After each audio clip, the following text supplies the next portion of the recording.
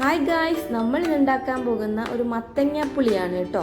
അതിനാവശ്യമായിട്ടുള്ള സാധനങ്ങൾ: കുറച്ച് മത്തങ്ങ നല്ല സ്ലൈസായിട്ട് അരിഞ്ഞ് വെച്ചേക്കണം. അതിനകത്തോട്ട് 3 പച്ചമുളക് ഇട്ട് കൊടുക്കണം. എരിവ് ആവശ്യത്തിന് ചേർക്കാം. പിന്നെ അതിലേക്ക് ഒരു തക്കാളിയും ഒരു സവാളയും കൂടി ചെറുതായിട്ട് കട്ട് ചെയ്തിട്ട് കൊടുക്കുക.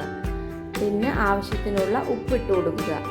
ഉപ്പിട്ടതിന് ശേഷം അതിലേക്ക് കുറച്ച് വെള്ളം ഒഴിച്ചിട്ട് നമുക്കിത് വേവിച്ചെടുക്കാം.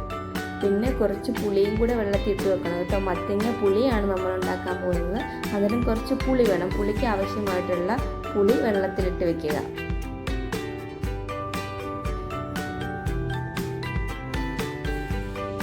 ഇതെല്ലാം കൂടെ നല്ലതായിട്ട് വേവിച്ചെടുക്കുക.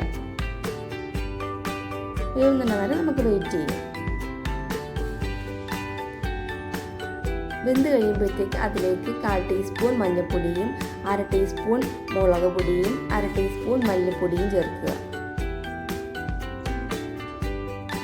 നല്ലതായിട്ട് മിക്സ് ചെയ്ത് കൊടുക്കുക.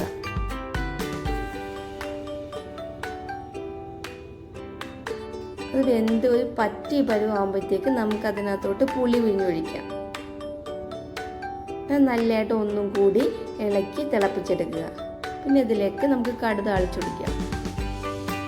ചട്ടി അടുപ്പത്ത് വെച്ച് ഓയിൽ ഒഴിച്ച് കടുകിട്ട് പൊട്ടിച്ച് ഇതിലേക്ക് വറ്റൽമുളകും കറിവേപ്പിലയും ഉള്ളിയും കൂടി ചേർത്ത് നല്ലതായിട്ട് മൂപ്പിച്ചെടുത്ത് നമ്മൾ ഉണ്ടാക്കി വെച്ചേക്കുന്ന മത്തങ്ങാപ്പുളിയിലോട്ട് ഒഴിച്ചു കൊടുക്കുക.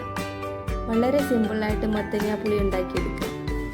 എൻ്റെ വീഡിയോ ഇഷ്ടപ്പെട്ടാൽ ലൈക്ക് ചെയ്ത് സബ്സ്ക്രൈബ് ചെയ്യണേ. Thank you.